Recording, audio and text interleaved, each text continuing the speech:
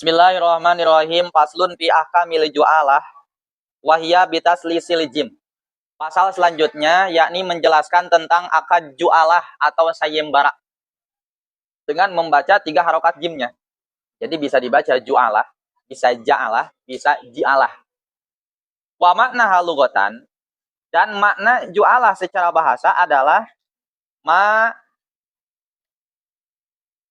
yuj'alu lisahsin ala syai'in yaf'aluhu. Upah yang dijadikan bagi seseorang akan sesuatu yang telah ia kerjakan.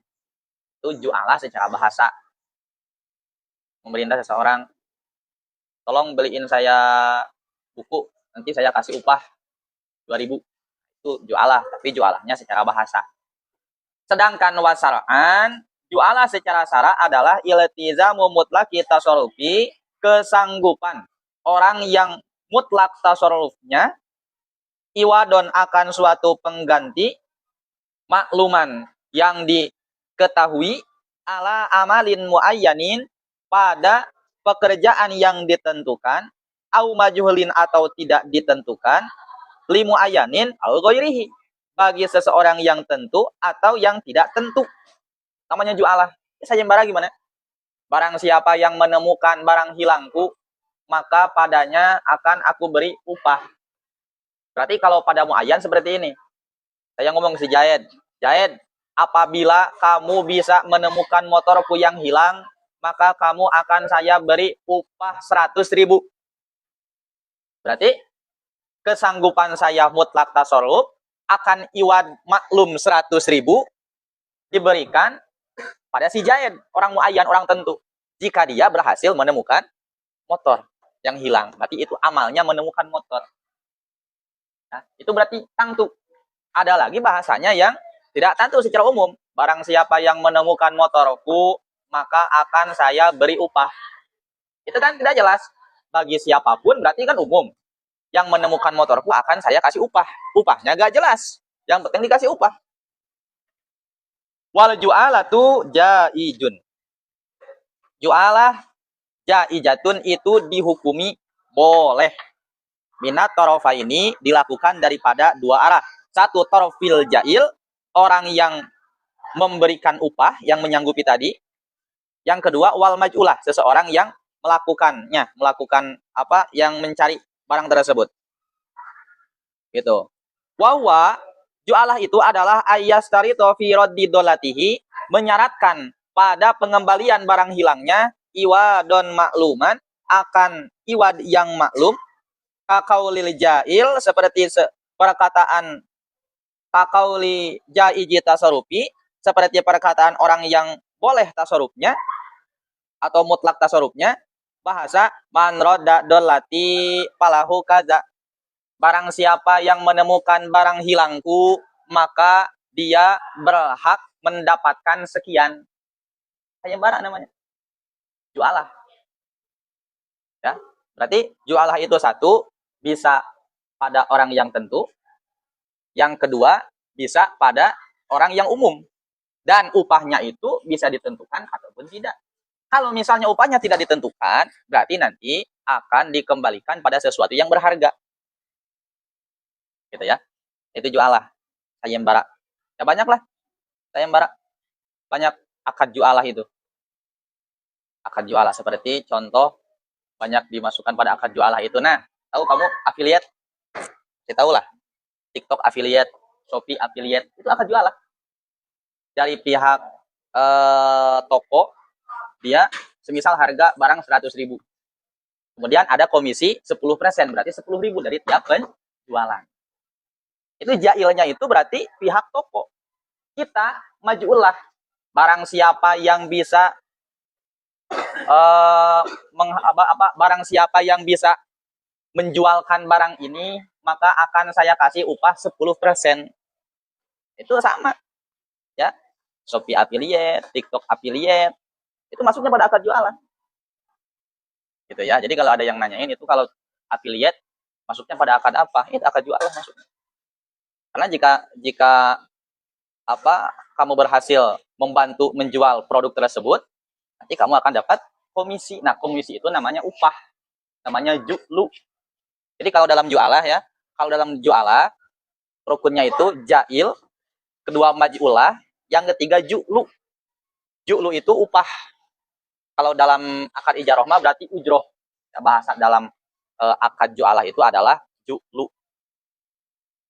Nah, gitu ya. Faidaroddaha, dan ketika semisal orang tersebut berhasil mengembalikan barang hilangnya, istahaqo, maka berhak baginya dalikal iwad, akan iwad yang telah disyaratkan lahu baginya. Gitu. Ya. Jadi gitu tuh. Kalau semisalnya kamu nih pada seseorang, ayolah, contoh gini, tuh siapa yang bisa manjat ke lantai 3 dalam waktu 5 menit, nanti akan saya kasih uang 100.000. Kayak gitu. Jadi Allah sayembara. Paslun fi ahkamil mukhabarah. Kemudian pasal menjelaskan tentang hukum-hukum akad mukhabarah. Wahia, mukhabarah itu adalah amalul amil fi ardil malik, pekerjaan seorang amil di tanahnya, di tanah pemilik, bibadima dengan upah sebagian perkara yahruju yang tumbuh minha dari tanah tersebut, wal bidru minal amil, dan benihnya itu dari amil. Itu namanya mukhabarah. Jadi contoh gini, contoh saya pemilik tanah, Faisal pekerja, amil, ya, gitu. Amalul amil. Nah kemudian saya ngomong gini, Sal, itu saya punya tanah, silakan kamu tanami padi, benihnya dari kamu. Nanti dari hasil panennya 50-50. Nah, itu namanya mukhabarah. Jadi kalau mukhabarah itu pekerjaan si amil di tanah pemilik, di tanah saya, dengan upah sebagian daripada hasil panennya. Gitu. Ada lagi muzaroah. Jadi yang membedakan, kalau mukhabarah itu memang benihnya dari si Faisal, benihnya dari amil. Kalau mujaroah, benihnya dari saya. Kalau muzaroah, jadi bedanya antara mukhabarah dan mujaroah, kalau mukhabarah benihnya dari si amil, kalau muzaroah benihnya itu dari si pemilik. Wal bidru minal amil. Tuh. Wa idza dafa'a asahsu, ketika seseorang menyerahkan ila rojulin, menyerahkan ardon, menyerahkan tanah pada seorang lelaki, liyazro'aha, untuk ditanaminya, wa syarroto lahu, dan kemudian dia menyaratkan juz'an makluman, akan bagian yang tentu, min ro'iha, dari hasil panennya, lam yajuj dalika, maka hal tersebut tidak diperbolehkan. Jadi hukum asal mukhabarah dan muzaroah itu tidak diperbolehkan. Kenapa tidak diperbolehkan? Karena tidak adanya kejelasan. Ya, tidak adanya kejelasan. Ketika semisal ngomong, oh, silakan tuh, saya punya tanah, kamu tinggal tanami saja, benihnya dari kamu. Nanti dari hasil panennya setengah-setengah. Kan belum jelas hasil panennya berapa, kemudian apakah memang nanti itu akan hasil ataukah akan rugi. Makanya tidak diperbolehkan secara hukum asal. Ya.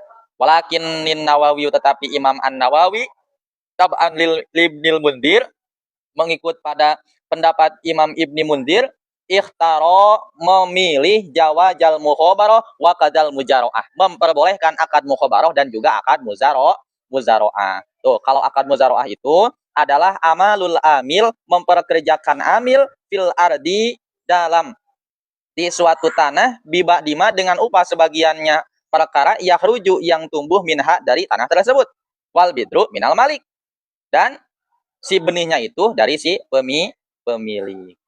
Ya. Jadi bahasanya kalau di kita itu makaya, kalau bahasa Sunda itu makaya sawah. Kamu gak punya sawah, sebagai petani biasa, ya banyak lah petani yang punya sawahnya siapa, yang bertaninya siapa. Gitu. Jadi untuk hukum asal memang tidak diperbolehkan, tapi dikarenakan segi kebutuhan, maka Imam Nawawi memperboleh. Gitu. Banyak semisal tanah sekian hektar sawah, punya si Jaed, tapi yang bekerjanya kan kadang ada si Umar, si Ahmad, si Khalid, gitu. Nanti dibaginya itu nanti ketika misal hasil panen 1 ton, oh maka setengah-setengah yang 500 yang 500 kilo, yang 500 kintal berarti 1 ton berapa kintal? 1000. 500 kintal untuk si pemilik, 500 kintal untuk si amil. Hanya itu di awal suka ada kesepakatan. Ini gimana kesepakatannya? Apakah 50-50? Apakah 40-60? Apakah 30-70? Ya tergantung nanti dari siapa yang memberi benih. Ya, dari siapa benihnya? Oh, ini benihnya dari saya aja, kata si Malik. Jadi kamu cuman fokus bekerja, fokus bertani. Berarti dari hasil panen kamu cuma 30, saya 70. Tuh. Paham ya? Perbedaan antara mukhabarah dengan muzaroah. Kemudian wa in mana bete?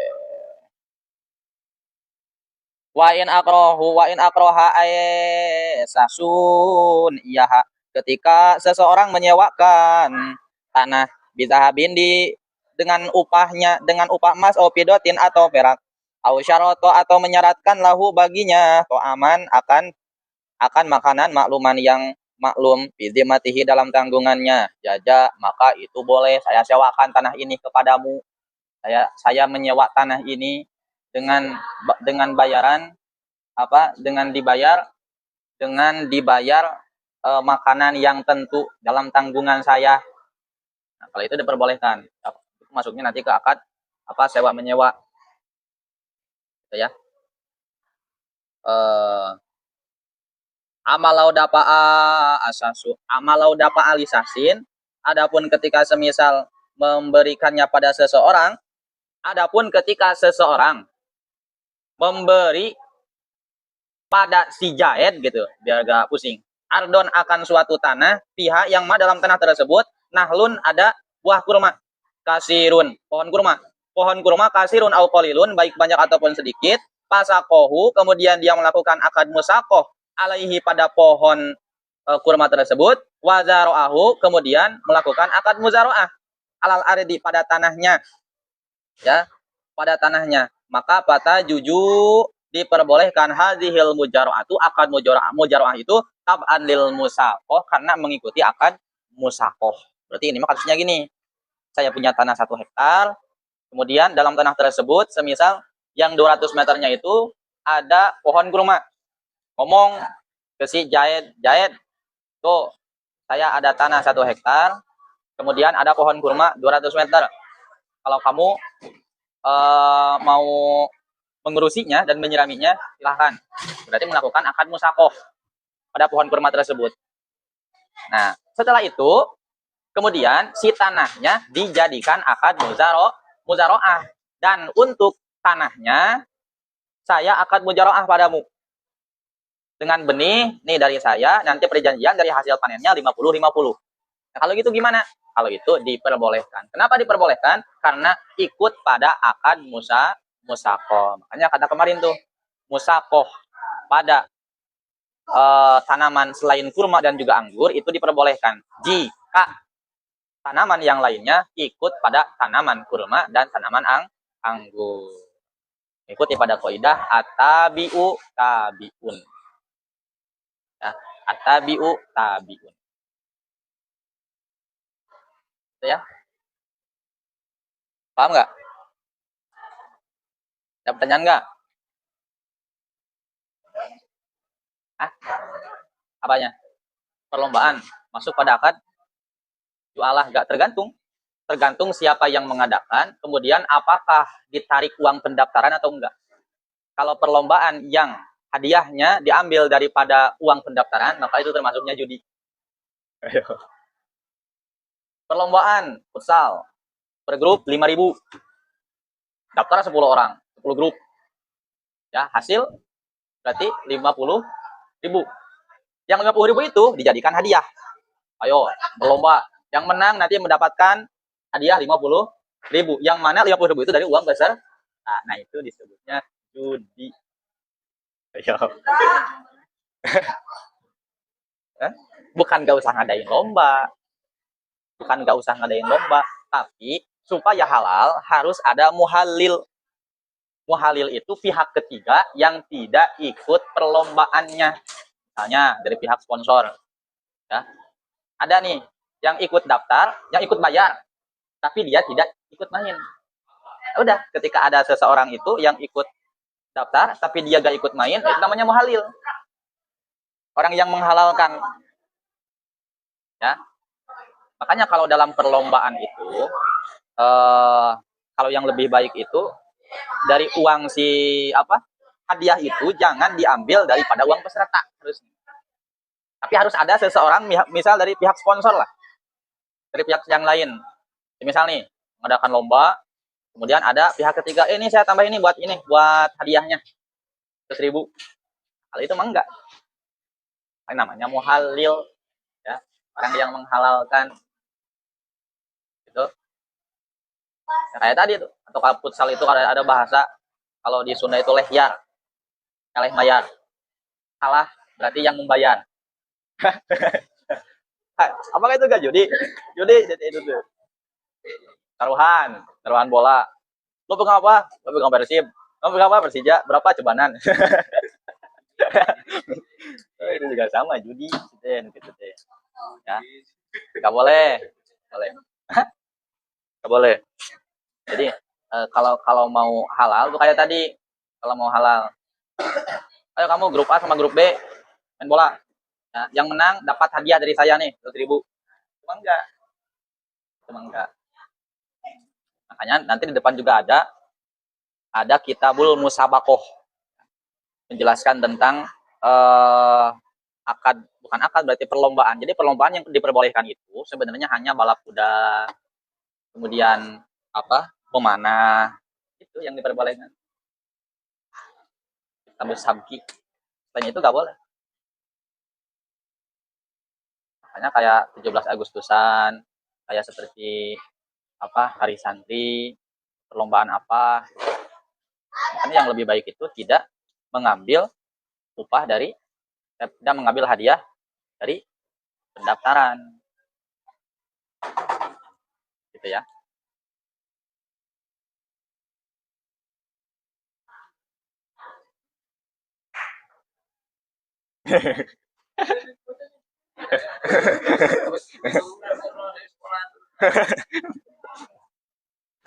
Ayo, Bir, ayo.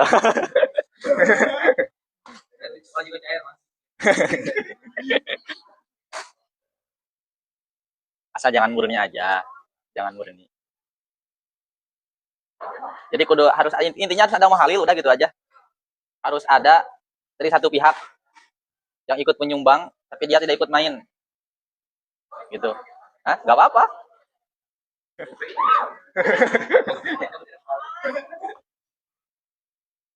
Paham juga? Gitu ya. Tuh. Ihyaul mawat, wakaf, hibah, lukotoh. Waris, bab waris nanti.